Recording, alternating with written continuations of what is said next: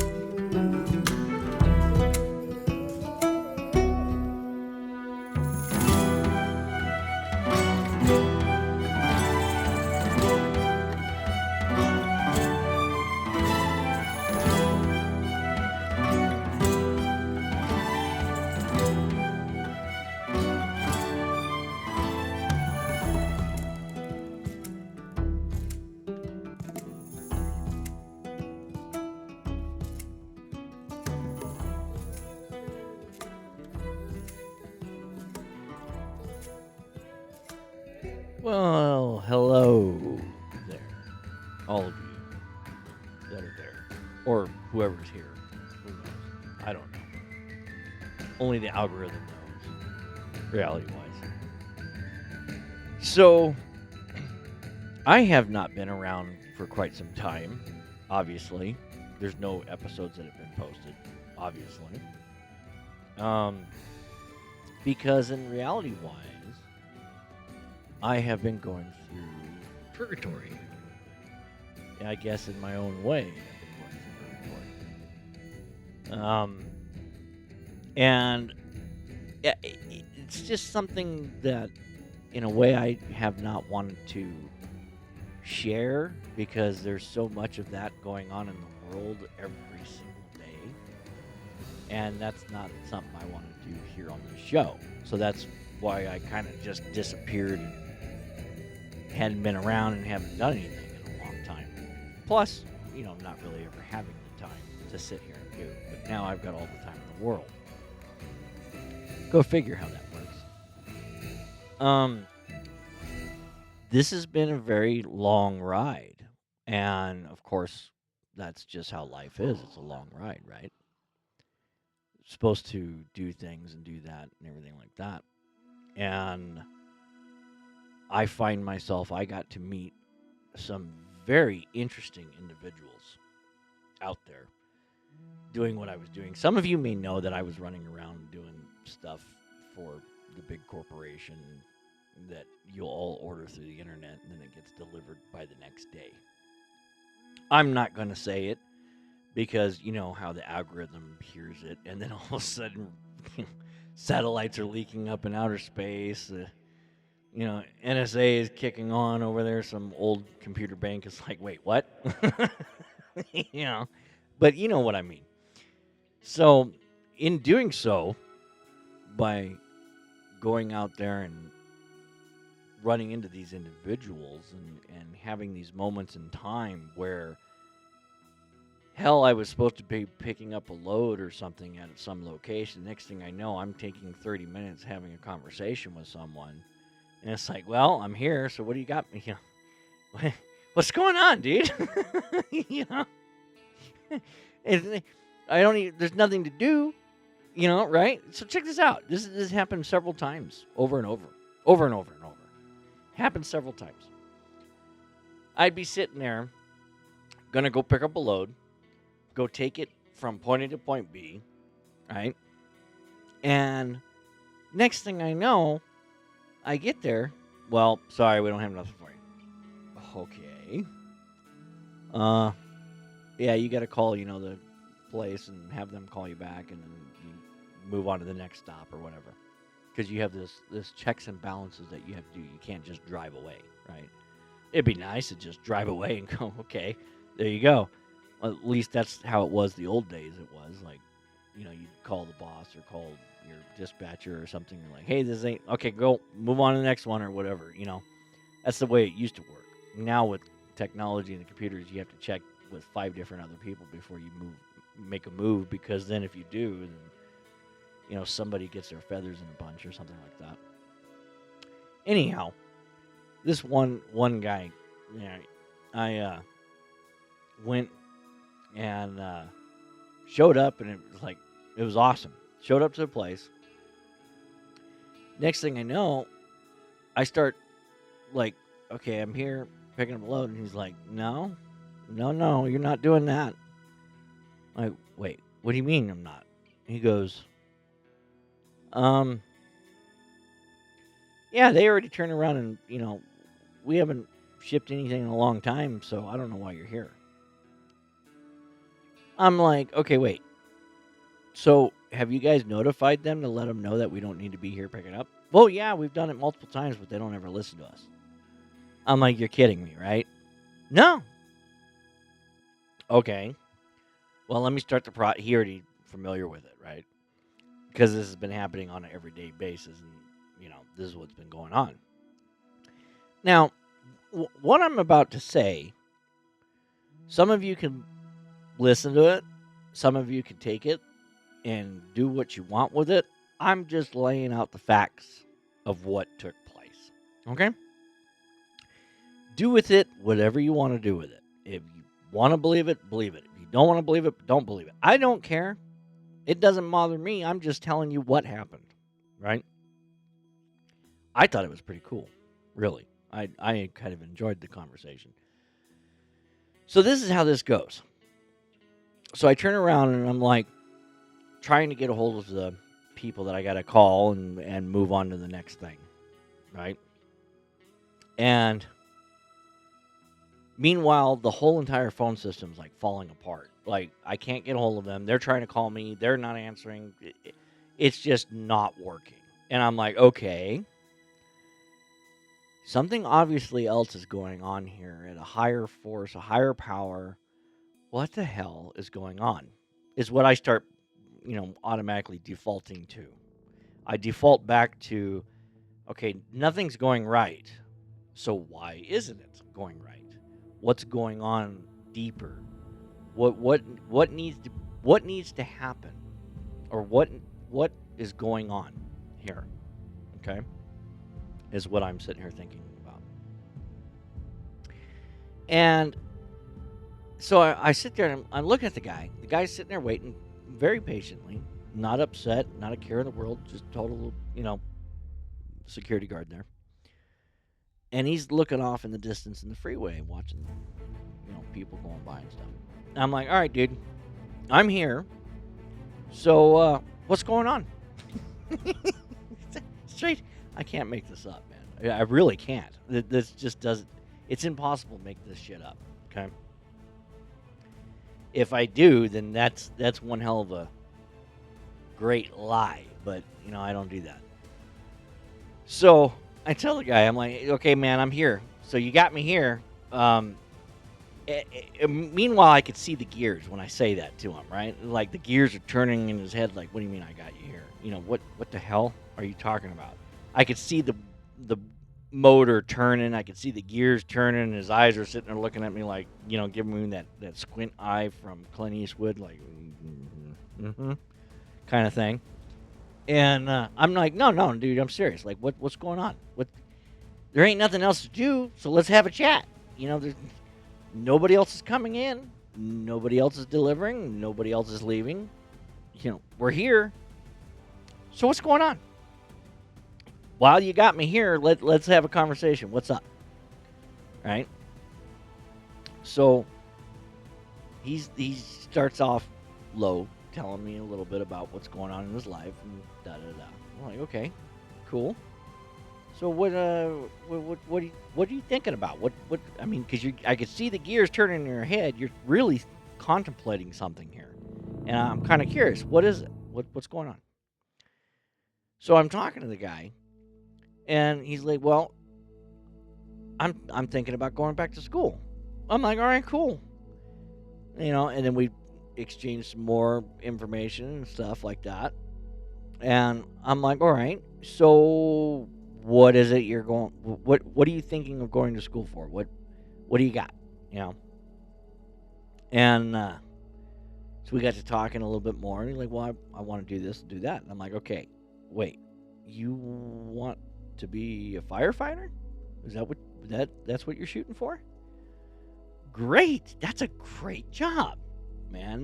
That's one of the best jobs you can ever have. I mean, it's hard as hell here in the high desert to get into it where I live because you got to go through the paramedic school and you got to be basically a field technician, medical first responder.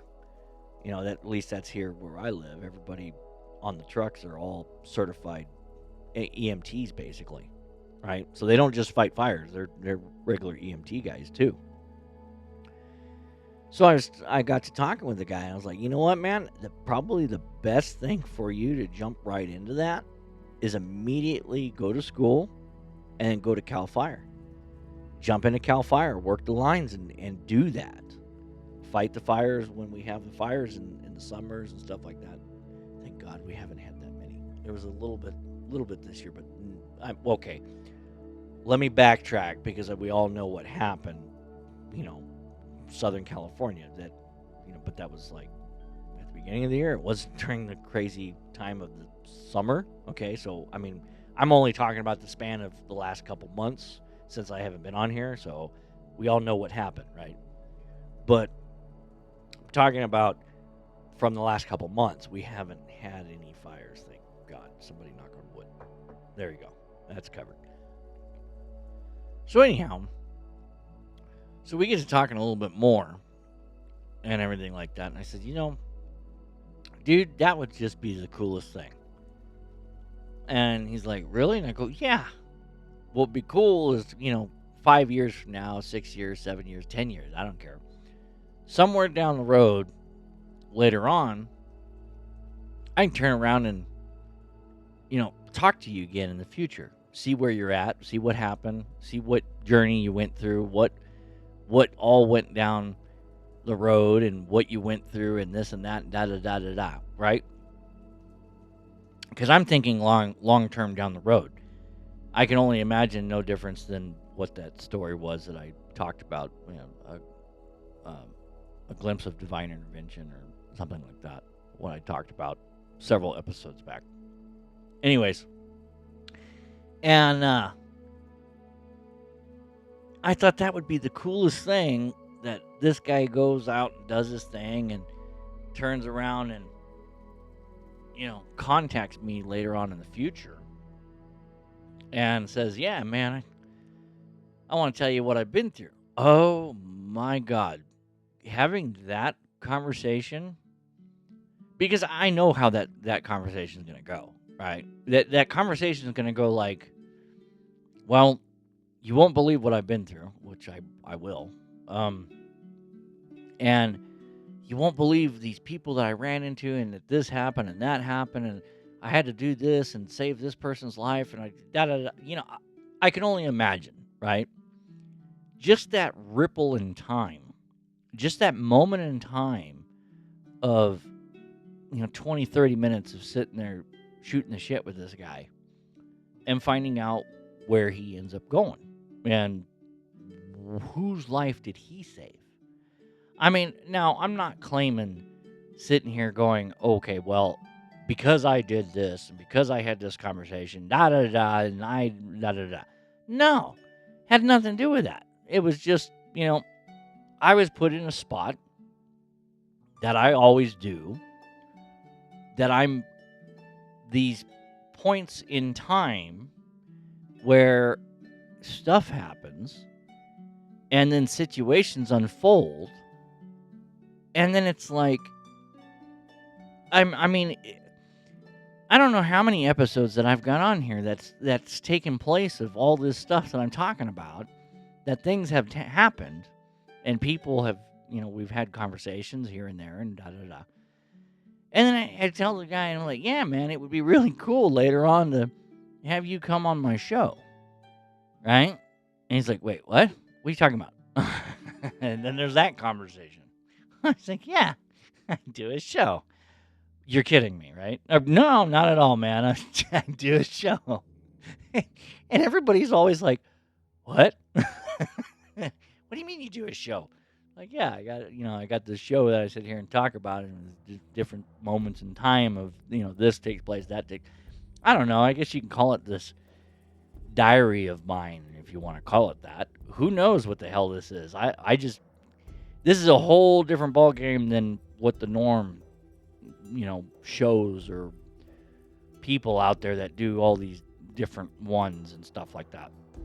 Hell, I'm just doing this basically as for fun, and hopefully the kids later on, when they want to know more about Dad, they go back and listen to it. That's the whole point of it, really. It's mostly for them, like a audio diary or something, I guess, for the little ones when they get older, and they get put in situations in their life. They can probably take something out of this or something. I don't know. Who knows? Only one would think. Now, after telling this guy and everything, and like, yeah, I do this and everything, and it would be so cool to later on in the future come back and talk with you about how your schooling went and where you fought some fires or you did this or do that. And to me, it's already done. Like it was like, to me, it seemed like there was a situation of a contemplation. I think that's right, a situation of contemplation of making a decision, which was like a life-changing decision. I mean that's a big life choice, going back to school or whatever, and then turning around and then changing careers and changing paths, or figuring out this or that and the other thing. I've been there. I've done that. 16 years, man. I hate thinking about that. 16 years of truck driving. I've practically done it all. Not all of it. I haven't done car hauling or fuel hauling or logging. I haven't done I'm never going to do logging. I won't. I say never, and then I'm going to probably turn around and be a logger. Go figure. That's how that works. You say never. I figured I was never going to be a porta potty cleaner. Okay? I even did that. And I actually enjoyed that, believe it or not. That was really a lot of gratification, cleaning out those things and making them spick and span and clean, because I always envisioned that my children would have to use them or something. And it was like, hey, man, if my kids can't use this, nobody can use this, okay? That's the way I thought of it. It's like, no.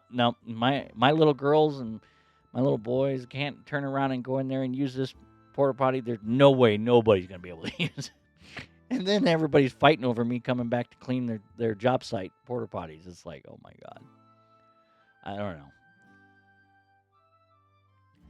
So, I after when the whole situation of talking with this guy goes through of whatever was needed to be said or things that needed to be talked about, and I can't even really quite recall everything because this happened several months ago. I mean, we're talking, from the last time I had put an episode out. I'm taking a chance on this. Shit, I really don't like this idea, but I'm doing it anyways because I feel it needs to. So I just hope I'm not going to get screwed by, whatever. But we'll see how it goes. I think I'll be okay. I'm going to give it a shot and try and see what happens. But, it's better to try and, fail or something like that than not try at all, I guess. Anyways, I know that after whatever got done we were talking about, this guy, all of a sudden the phones worked. And the corporation got a hold of me, and it's like, yeah, okay, move on to your next stop. Okay. So I leave there, and I go on to the next stop. And then, of course, they're closed, or there was nothing there for me to pick. So, I drove around practically all day empty with nothing going on except for talking to people. Right? Because I can't go anywhere. I have to wait until approvals happen and stuff like that, and everybody does a checklist and says, okay, yeah, you can move on. Okay. God, I hate that. God, I hate that so bad. I miss the old days of going and picking up machines and dropping machines and drop it over there, leave the key there, and da-da-da, and, we'll call you when we're ready for it picked up. Great, thank you, bye. and, in and out in 15 minutes and done. On to the next one. God, that was so nice. So much fun. So, I can't remember exactly if it happened right around the same week or a couple weeks later or something. Same situation, right? I show up downtown, like East LA, right? Downtown East LA. I'm going over there to pick up something. Come to find out, they're closed. Just the security guards there. Can't do anything. Got to wait for approval and all this other crap. And I'm sitting there talking to the guy. And it's like I'm hours ahead of schedule. Can't move on to the next one because you got to be right there at time and everything. It's so stupid. Anyways, so I show up and talk to this security guard. Right? Next thing I know, him and I are racking it up, and ex-military, cool dude, man. I really wish I could remember his name. I hope he's listening. I hope both of them are. That would be cool. Anyways, so it's like I'm sitting there talking to the guy, and I was telling him the story of how I met so and so way back in the day, and ended up creating a TV show behind the idea, and someday later down the road that will come out. I got to get permission with that one, but that's going to be a difficult conversation too. It's like, damn, we'll see how it goes. So I was telling him about this, that, and the other thing, and just coming up with an idea, like just a brilliant idea that just you would sit there and think, no way. And yeah, way, man. And, it was like a thought of bioluminescence. There's so many things that you could do with bioluminescence and everything. And so I had gave the guy the idea. It's like, hey, man, why don't you do that? This would be so cool if you do this. And we just rap on and on and on about it. And this guy is in school doing like biology or something like that. And so he's like, yeah, that would be great. And I told him the whole story about what happened way back when and da-da-da. And I told him, I said, hey, man, it would be really freaking awesome down the road that you and I can come back and talk later on about everything that ever happened and what you went through and all the stuff that you did and how you got there and da-da-da. And it's like, God, that would be so neat. Because, again, this is the show of whatever time and dimension you're in. There's really no specific time and date. So it would kind of fit, later down the road. And I think it would be awesome. Especially to do like that interview piece or something like that later. Now I know I can hear the gears turning in people's heads right now after when I was saying that. And I could hear it now, like, oh yeah, you're wanting to do that so that way you can get notoriety and money. Hell no. I don't want to go. I don't know. No. Thank you. I don't want that. I don't want that kind of attention, but it would be pretty cool to have the conversations behind the story about what happened and what took place. Hell no, man. I don't want that notoriety. I don't want to be that big. And I know some way down the future, and as long as I continue to keep doing this, it will happen in due time. It's like, I don't want to cross that bridge. I really don't. I really don't. For however many people are listening across the world, I don't want to do that. But, I'm just a guy behind a microphone talking to you and having a moment of my own thoughts being able to convey. And I've had so many people come back and tell me, it's like, hey, man, I've heard your show. That's not you. It's like, what are you talking about? Well, no, you're not like that. And it's like, well, you never really let me talk. Or you never really listened. Or never gave me the time to get it out. Because it does take a moment of talking. Because in a way, I guess I'm the cults of personality. I turn around and mold myself to most of everybody else and end up having a conversation. And, I don't even know where and how the hell it goes. But then the next thing I know, it's mostly reflections. You know, every time I've ever talked to anybody, it's always them reflecting and reflecting about their own lives and stuff like that. So I don't ever really get to share too much of my own experiences. And so this is basically the only way I can is doing it through this show. I get to share these experiences with you that you get to listen to, which I find really gratifying doing. I enjoy it. It's mostly a hobby, really, if you think about it. Okay, so time's moving along, and I'm not going to make this really long, but I will add this last bit that is truly remarkable to me. It means a lot to me, really.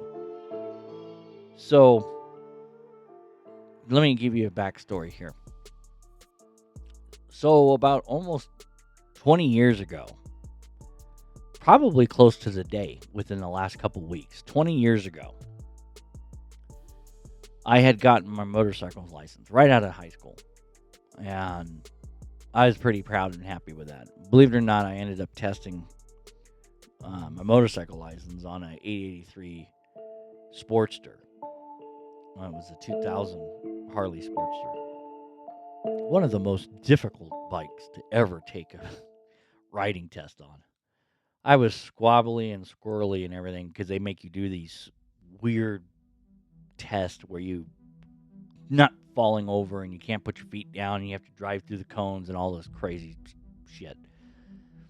And they say that, trying to do it on a bigger bike is horrible. It's better to do it on a smaller, 125cc or a Honda 90 or a Honda 75 or whatever. And which even like a Honda 90 or a Honda 75, you can't even get up to 80 miles an hour on the freeway or 75 or whatever. If you do, you're probably redlining it down the highway. Anyways, so I do my testing and everything like that. Got my license, my motorcycle license. I was so damn excited. Because at the time, in my head, I had figured, okay, I got my license. I'm going to go get me a bike. And I'm going to use that to go back and forth to work. One, it's cheaper on gas. And I was worried back then about gas prices. I mean, hell, it was $1. Back in 2005, it was $1.99. I know I could hear you all. Oh my God! I remember when I was. I get it. I know. But this is my time frame. Okay, I just graduated high school, going out in the workforce and everything like that. Hadn't started college yet. I was like, I want to take a break. I'm done with school. I want to go to work and make some money. So, I had decided to go down to the dealerships and start looking at different things and stuff like that on different bikes that I wanted to ride back and forth to work. Okay. One of them was the Honda dealership here in where I live. We don't have any dealerships anymore up here. One. It's the Harley Davidson. That's it. Go figure. But anybody else? Nope. They're not here no more. Everybody's gone. We kicked them out, I guess. I don't know. Or they just weren't selling anymore. Who knows? So I went down to the dealership and I ran my credit and did my P's and Q's. And I ran and found out that the bike that I was going to buy, oh my God, it was gorgeous. Oh, so gorgeous of a bike. It was a Royal Star Midnight Ventura. It was like a 2005 or something like that. I was so excited with it, right? I was excited because of the fact it was like my graduation year from high school and everything. 20 years ago, Jesus Christ. Whew. Anyhow, I can hear you guys. Shut up, all right? Just shut up. I know you. I can hear it. Just stop, okay? Just shut up and listen, okay? For a moment, I can hear your minds Just knock it off and just listen to what I'm saying, okay? So, what I'm saying is, I was impressed with that being my year of graduation. I was all excited and everything like that.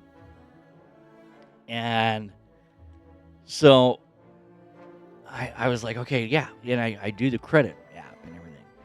And it was going to be like, it was on sale. Okay, mind you, this Ventura bike, this thing was like a Cadillac of bikes, okay? I mean, it had the saddlebags, it had the back, trunk kind of thing. I mean, it's 1300 cc's. I mean, this is a nice bike, shaft driven and everything. It was a Cadillac ride. And I turned around and found out that it was going to be about, $163 and like 64 cents or something like that. It was right around there, 163 a month for the payments for this thing. I was so damn ecstatic. I was happy, right? And I already had like a car payment at the time. And that was already like, $288 a month, and then including insurance that, bumped it up a little higher. But all in all, I was all excited about how much the payment was for the bike, because the bike was on sale. And here's why. The bike was on sale because someone had bought it and they didn't like it that much. They wanted to go get a Harley instead. So they returned the bike after putting about 5,000 miles on the bike. They did a cash-in value or whatever. They didn't really pay it off. I don't know how that worked. But anyhow, they traded it in. And so this bike had to be sold again. It's still considered new. I mean, it was new. I mean, 5,000 miles was, a drop in the bucket. Wasn't that much. But it was still new, right?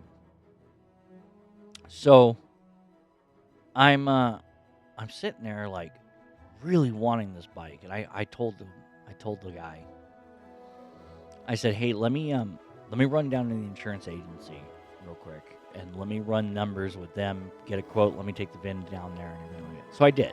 I took the VIN number, I took the bike, took the information. I didn't take the bike, but I took the information of the bike. I took it down to the insurance company at the time that I had, and found out, because I'm a new motorcycle rider, brand new, just got my license. My license is less than 30 days old. My insurance payment per month for the damn thing was going to be $280, like $250 to $280 per month. I was devastated. Welcome to California. Run away. Don't live here. The only way you want to live here is if you're a lot older. It's a lot cheaper as time gets on when you get older. Well, some of those maybe would disagree with me, but at least what I'm experiencing, it's starting to be a little bit cheaper that I'm getting older now. Any rate, I was devastated for how much the cost was, because I was hoping, ballpark figure, that it was going to be, $50, maybe max of $100, because I'd be able to afford it if I had it at that amount. Well, $263, I could swing that. But there's no way in hell I was going to be able to afford 2 car payments. I was already paying for a car and then paying for a bike on top of it that I was probably not going to ride every single day and going to go back and forth. Like, no. I regret it to this day. I regret not getting it. I do. But then again, I'm very glad I didn't. And here's why. So, I remember talking, I went back over to the dealership, the Honda dealership. I went back over to the Honda dealership, and I went in there to tell the sales guy, I'm like, all right, dude, I got some bad news. He's like, what's wrong? I'm like, I'm not going to be able to afford this. And he's like, what do you mean? I go, my insurance company, what they're wanting to charge me is this amount. And of course, with the dealership, they're wanting a wheel and deal. They want to get rid of the bike. That they don't care, right? And they're doing everything they can to try to, work the prices and lower it down even lower. And I mean, they got it down to like 130. Like, what did they? I think they got it down to like $103 or something like that. And I was just like chomping at the bit at the time because I could swing that, but still, we're talking like still $380 something a month, and it's like, oh. And I mean, I probably should have just done it and then, paid the bike off or something like that, but I didn't, right? I would have never been able to ride the damn thing because the insurance would have been too much money, and I could have just let it sit or something. But anyhow, a customer walks in. Now, I'm not sure if this 100% this is the true story behind this, but I'm going to find out. I will find out, and I'll come back to this down the road. And then there'll be an episode behind it. But so this guy walks in, and then the sales guy's like, "Hey man, I gotta take this. I just go for it, So I start looking at other bikes. I'm looking at a different cost, trying to see if I can go a little bit smaller, and smaller bikes, smaller cost, smaller everything. See if I could try to swing the money and drop it down to like, I don't know, like 100 and I think I was looking for like $180 or something like that, including with the insurance, and it wasn't working. There was no way at all with all the brand new bikes and stuff like that. So this tall guy, man, he's like damn near towering over the top of me. Come to find out, he's a teacher. And I think he told me that back then, but I wasn't quite sure. And I was talking with the guy, and he's like, "Yeah, I'm looking for a bike." I'm like, and he was a regular customer. I'm like, "Oh, okay. Where are you going? Well, like, are you? Is it going to be like an everyday commute?" And he's like, "Oh yeah, I'm going to drive it every single day to and from work." I'm like, "Really? Where do you work at?" I'm like, "I work down in South Central LA." I'm like, "Wow, that's a drive."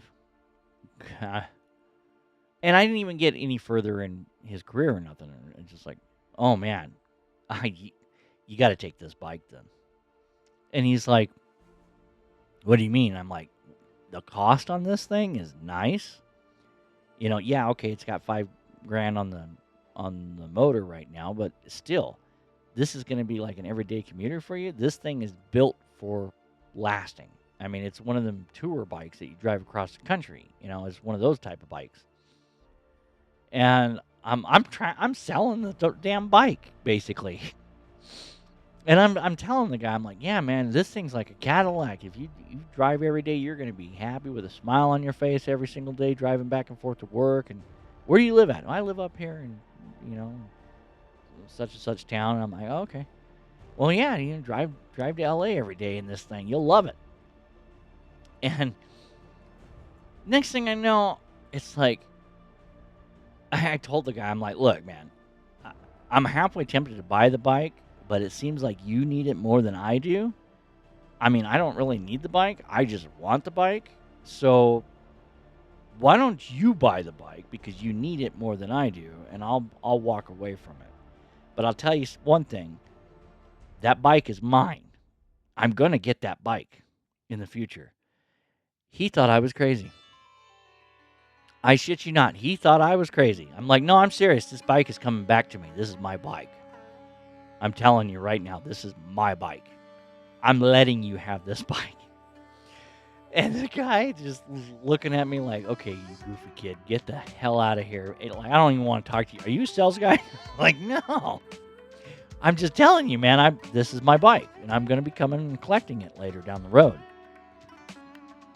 Now, fast forward 20 years later, my pops, from his, church thing that he goes to and does and everything like that, he turns around and he's working for this guy, and he knows him through church and everything like that, and does a bunch of work around his property and stuff. So about 3-4 weeks ago, it's been 3-4 weeks now at this point, about a month ago, my pops calls me up and said, "Hey man, we got to get this bike." And I'm like, "What are you talking about?" He's like, "This guy's going to give me a bike. It's for all the work I did for his property, instead of paying me and stuff, he's just going to go ahead and give me the bike. And we got to go get this bike." And my dad was very adamant about it. And, that's usually like the universe talking to him and stuff. So when he's adamant about stuff like that, he won't let it go. I'm like, "Look, man, I really don't need the bike. It's not that big of a deal. I mean, great if we can. If it doesn't, if it works out, it works out. If it doesn't work out, it doesn't work out. I don't really care. It's not no big deal." He goes, "Okay, well, I'll give him a call and see if he's going to get rid of it or whatever." I'm like, "Okay."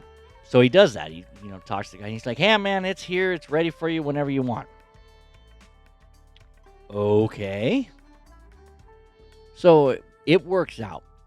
Pops calls me up and says, "Hey, man, we got to go get this bike. Let's go. Now's the time to do it." I said, "Well, I've got the time. Let's do it now. We can load it up, bring it back to my house." Guy says that it hasn't ran for about 7 years. He parked it 7 years ago. It's got some, cleaning to do and everything like that. And then, on away it goes. And it's like, okay. So we go pick up the bike. And I'm looking at this bike and I'm going, "Oh my God. This is my bike from 20 years ago." And I start tripping out. I can't believe what I'm looking at. I'm looking at the same damn bike that I almost bought 20 years ago. And I'm kind of, flabbergasted as we're getting the bike and we're picking it up and everything. And the guy's, he's a lot older and everything like that. And he's trying to help me with the bike. It's like, "Okay, let go of the bike. Don't touch the bike. I'll do it." And he doesn't want to let go of the bike. It's like he's giving up his baby, kind of, He's holding onto the bike and it's like, "Just let go of the bike. Give it to me. I got it. It's not going to." He's like, "I don't want it to fall on you." I'm like, "It's not going to fall. Let it go. I got it." And so finally he's like, okay. And that's when he washed his hands of the bike and everything, right? And I got the bike out and put it in the back of the truck and everything. And next thing I started realizing as time went on and I brought it home, everything started coming back to me of what took place 20 years ago, of me talking to this guy. And I couldn't figure out why he looked so familiar. I never forget a face. It doesn't matter who I meet. It doesn't matter. It doesn't matter who I meet, who I see, who I run into. I'll forget their names. I won't ever remember names or places, but I'll never forget a face, and I never do forget a face. And I could not figure out why this guy looked so familiar to me until the night that I sat there with the bike inside my garage, staring at the bike, looking at it, looking at all the details and looking at every single thing, and I'm going, "Oh my God, this is my bike." And when I discovered that it was my bike is when I looked on the neck at the time, and it said 2005 was the year of the bike. And I went, "Holy shit. It came back." Who would have thought? And then I claimed it, and yet 20 years later it shows up for free. And I was kind of shocked because my pops, when we loaded it up, right, he goes, "Hey, come here. We need you in here." I'm like, "Okay." So I go inside the house, and next thing I know, he's signing the pink slip over. And he's like putting it in my name, and I'm going, "Wait a minute. Wasn't this supposed to go in your name?" And he goes, "No, it's in your name. We're doing this for you." And I'm like, "Huh?" I was shocked. My dad didn't tell me that. I thought he was getting the bike. I thought I was helping him get the bike. No, he was helping me get the bike. And he's like, "No, I work for this guy, and I told him I was giving it to you." I'm like, I'll be damned. Who would have thought 20 years later my pops ends up working for the same guy that I ended up running into at the dealership that he bought, and I was trying to, basically give him the bike because I was going to buy the bike first. before he was. And then it almost got to a point where we were going back and forth on who was going to buy the bike. And I told him, okay, I'm going to make a deal with you. And I shook his hand on this shit too. And I'm going to go back and talk with him once the bike is all set, running and everything like that. I'm going to go back over to his house. And we're going to have this conversation story that I'm telling you now about it. I'm going to go back and talk with him about it. And then that's going to be a whole nother episode altogether. And the thing is, I shook on it with him back then. I said, all right, I'm going to let you have this bike. But I'm going to tell you right now, this bike is mine. And I'm going to come back collecting this bike in the future. And he laughed at me. He goes, all right, I'll shake on that. And he did. He shook on it. Who would have thought 20 years later that we actually have the bike now? And I've got it in my name. I've got the bike. And all this shit circling around 20 years later. I cannot believe that. But yeah, it's funny how that works through time and dimensions. That you don't realize what things you say and you're kind of like not really sure about what you're saying. Like you're sure about it, but you're just like, yeah, you're kind of like, no big deal, whatever it is, what it is. And then 20 years later, the damn thing pops up on you. Kind of remarkable, really, if you think about it. But I got my bike back. I don't care how many miles on it. It's like 87,000 miles on it. I don't care. Got my bike. Hell, I'll redo the motor. I'll redo everything on that thing. You know. But yeah, I'm happier than shit right now with that.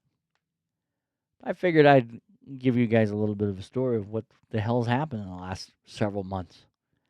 At least this is the one good thing and a couple good things that's happened, you know. So, hopefully I don't get my butt in trouble for, you know, what I'm getting ready to post out there. But we'll see how this shit goes. And if it flies great under the radar, then more episodes will come out faster. All right. Until next time.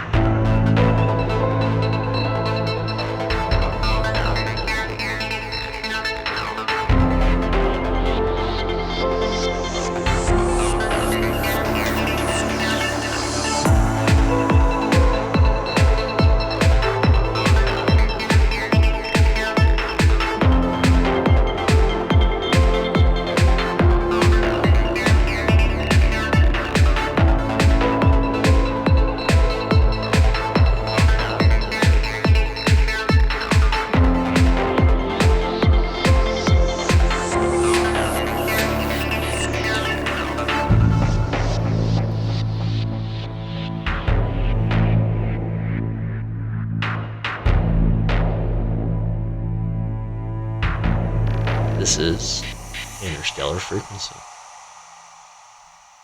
End of transmission.